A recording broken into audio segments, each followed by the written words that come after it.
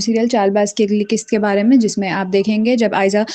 کو اس کا شوہر اس کے گھر بھیج دیتا ہے کہ اب میں تمہیں اپنے ساتھ کسی صورت نہیں رکھوں گا، تمہاری چالاکیاں اور تمہارے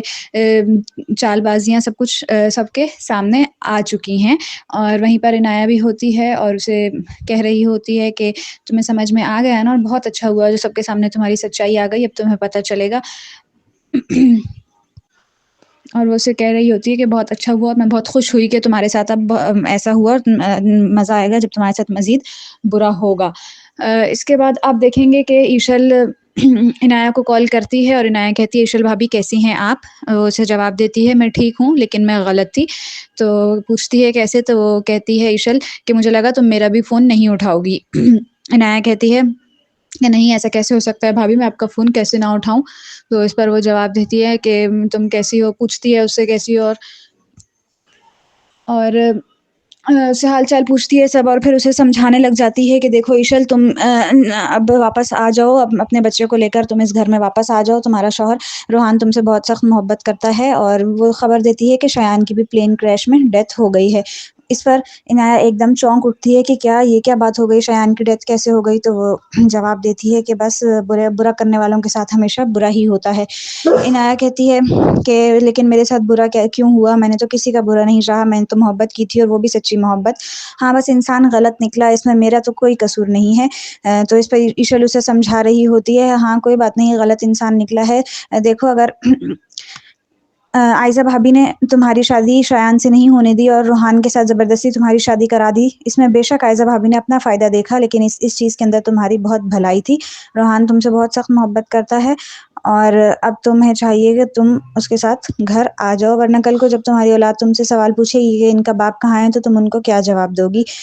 تو وہ ایک دم سوچ میں پڑ رہی ہوتی ہے اور اس کی آنکھوں سے مزید آنسو بھی نکل رہے ہوتے ہیں، اور ایشل اسے بار بار یہی بات سمجھایا جا رہی ہوتی ہے کہ دیکھو تم اپنی انا اور ضد کے چکر میں گھر واپس نہیں آ رہی، اور جب کل کو تم سے تمہاری اولاد سوال کرے گی تو تم اسے کیا کہو گی کہ میں اپنی انا اور ضد کے چکر میں گھر واپس نہیں آئی تھی، جبکہ میرا شوہر مجھے دہلیز پر لینے کے لیے کھڑا بھی ہوا تھا۔ وہ اسے بس بار بار یہی بات سمجھا رہی ہوتی ہے کہ تمہیں آ جانا چاہیے، اور جو ہو گیا وہ ہو گیا، پرانی باتوں کو بھول جاؤ۔ جو کچھ روحان نے تمہیں کہا تھا وہ اس نے غصے میں کہہ دیا تھا، لیکن وہ سچ میں تم سے بہت محبت کرتا ہے۔ وہ اسے کہتی ہے کہ دیکھو اگر تمہیں پتہ چلے کہ روحان کی دوسری بیوی ہے تو تمہیں کیسا فیل ہوگا؟ دوسری طرف آپ دیکھیں گے کہ عائزہ رو رہی ہوتی ہے اور میں بار بار یہی سوچ رہی ہوتی ہے میں کس طریقے سے سب کو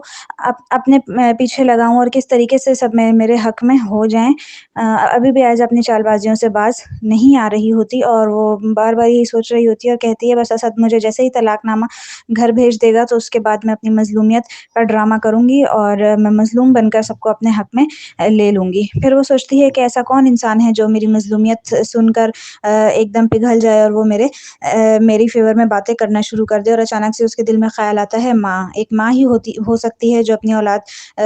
کے لیے اتنا اس کا نرم دل ہوتا ہے اور وہ اپنی اولاد کے لیے مر مٹنے کے لیے تیار ہو جاتی ہے۔ اور پھر وہ کہتی ہے کہ بس اب میں اپنی مظلومیت کا ڈرامہ کر کے اپنی ماں کے دل کے ساتھ کھیلوں گی اور اپنی ماں کو اپنے حق میں کر لوں گی۔ بس اب وہ دل میں کچھ نہ کچھ پلاننگز کر رہی ہوتی ہے مسلسل، اور وہ یہی سوچ رہی ہوتی ہے کہ ایک دفعہ طلاق نامہ میرے پاس آ جائے اس کے بعد میں بے حد مظلوم بن کے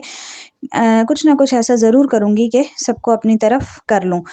دوسری طرف آپ دیکھیں گے کہ ایشل اپنے شوہر سے کہہ رہی ہوتی ہے کہ عاشر بھائی کہاں ہیں، وہ نظر تو نہیں آ رہے، اور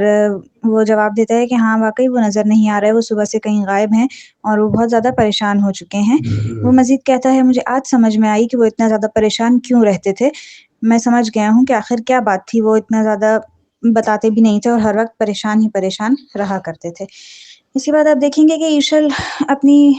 معصومیت سے ابھی بھی باز نہیں آئی اور وہ ابھی بھی ایک نرم دل رکھتی ہے۔ وہ ابھی بھی اپنے شوہر کو کہہ رہی ہوتی ہے کہ اچھا چھوڑیں سب، جو ہو گیا سو ہو گیا، اب عائزہ کے لیے اپنا دل نرم کر لیں آپ لوگ اور عائزہ کو آپ واپس گھر لے آئیں۔ اور وہ اسے بار بار یہی سمجھا رہا ہوتا ہے کہ کیا تمہیں ابھی تک عقل نہیں آئی کہ اس نے تمہارے ساتھ کیا کیا ہے، اس نے اتنا برا کیا ہے، ہمارے سارے گھر کو توڑ کر رکھ دیا ہے، اور تم پھر وہی بات کر رہی ہو کہ اس کو معاف کر کے اس کو واپس گھر میں لے آئیں، ایسا کسی صورت نہیں ہو سکتا۔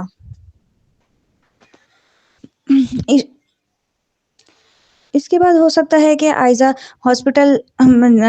جانے کا ڈرامہ کر لے اور ایک دم بیمار پڑ جائے، اور یہ سب کر کے اس کا بس ایک ہی مقصد ہوگا کہ وہ کسی نہ کسی طرح سب کی اٹینشن اور توجہ اپنی طرف کر لے، تاکہ ہر کوئی اس کو مظلوم سمجھے اور اس کی طرف آ جائے۔ لیکن حقیقت میں ایسا نہیں ہے، وہ ایک دم چالاک اور مکار عورت ہے۔ اس نے سب سے